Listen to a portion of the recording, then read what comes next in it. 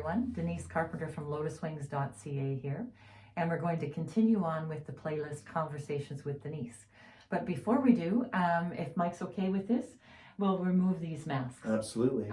Okay. It just makes the audio more clear, and neither Mike or I have COVID. We're sitting 6 feet apart, so we're very, very safe to do this. So today I'm joined by Mike Girdwood from Cool's Vapes here at 30 North Street in Perth, Ontario. So welcome to this playlist, Mike. Welcome. And tell me a little bit about vaping. I don't really know anything about vaping. So how did it start? Well, the history is a little murky. The first patent was in the 60s by a Chinese pharmacist whose father had actually died of lung cancer. Oh. And he was looking for a better way for people to consume nicotine in a safer way. Okay. So that's the original patent. From there, I don't know who picked it up, but it would have been in probably the 80s, something like that. And mostly home builders, kind of culty thing, building their own vape equipment. Wow. And then people started having vaping contests and shows and that kind of thing. It was kind of underground. Yeah. And then from that, manufacturers picked it up and started to mass produce it, and then retail stores popped up and online. A lot of online, I think, drove it as well. Okay, so that's kind of what we know today for vaping then. Yeah. Came from all of that. That's right. That's fascinating, It actually, is. isn't Yeah. it? Good. And what drew you to vaping? A tobacco habit. Okay. And I think that's what brings a lot of people to vaping. They're looking for a healthier alternative to smoking. It's been proven to be an effective way to quit tobacco. It's a healthier alternative. People save money, so yeah. And how long did you?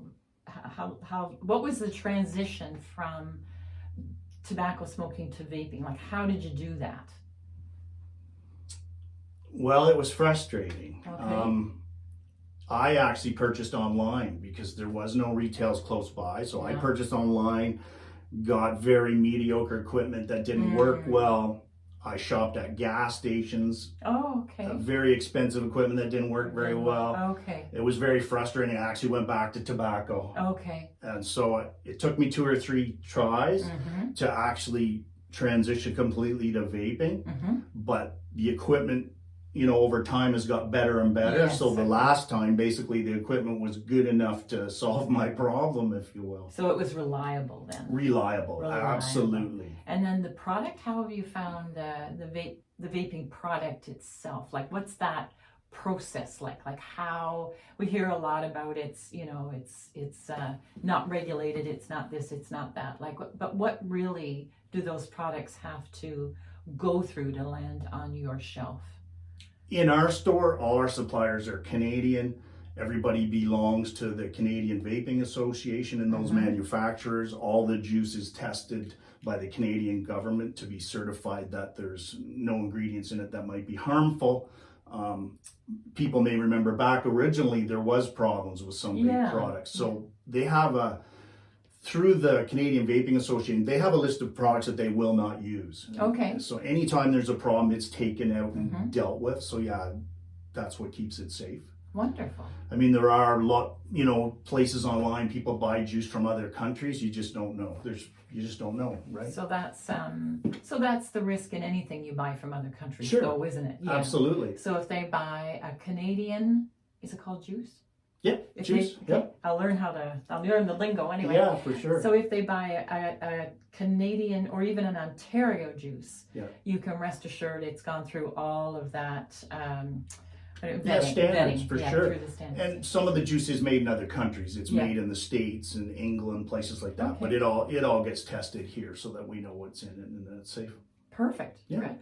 And then what kind of like when people are looking for devices, I've seen big a handful box mods. Is that what it's called? Yeah, box mods. Yeah. Good. And they are big. Okay. Down to something that even looks like a cigarette. I saw one time that looked almost like a cigar. Yes. Oh yes, you can get them in all different shapes and sizes, all different price ranges. It used to be rather expensive to vape, and it was all big box mods. But the trend now is to smaller devices. Okay. The equipment has just got better and better. Yeah.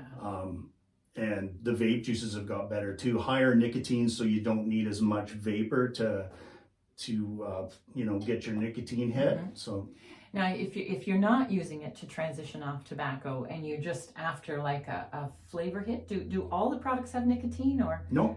Okay. We carry a good selection of zero juices. Yeah, the vape connoisseur, we call that. There's people that enjoy vaping for vaping. They like the flavors. It's kind of like being a foodie, it's for vaping. Yeah, so there's a hobby aspect of vaping as well. Wonderful. A pleasure aspect, if you will, not just nicotine. So more people than you think use a zero nic juice. It's not high, but there are people that do. Okay.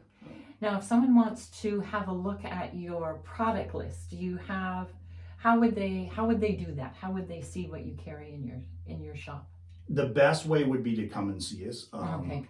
Under our current government, we're not really allowed to advertise or show products. So okay, fair enough. Yeah. we try and do what they say and follow the rules. Okay. Yeah. Keep everybody happy. Exactly. Now, if they wanted to come see you, when and how would that happen?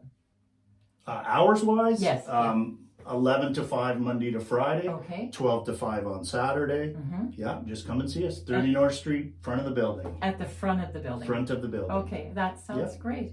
Okay, and you're well versed in vaping. Like I have to say, it's a lot of knowledge there. Cal and I both transitioned off of tobacco. It was a bumpy road. Yeah. It's changed. Retailers are getting better, but that was the thing for Cal and I. We wanted to make the vape shop that we never found. We never found a retail experience that we really enjoyed and felt comfortable, got the information we needed. Yeah. So that was the goal, make the kind of shop we would like to shop in. Yeah, I think you've truly done that. Well, hopefully truly that's the goal. Yeah. Well done, good. Well, thank you for joining me today. Pleasure. And again, Mike Girdwood from the Cools Vapes, 30 North Street in Perth, Ontario. And again, thank you for joining us today.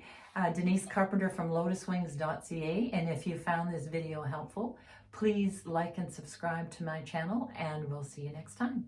Namaste.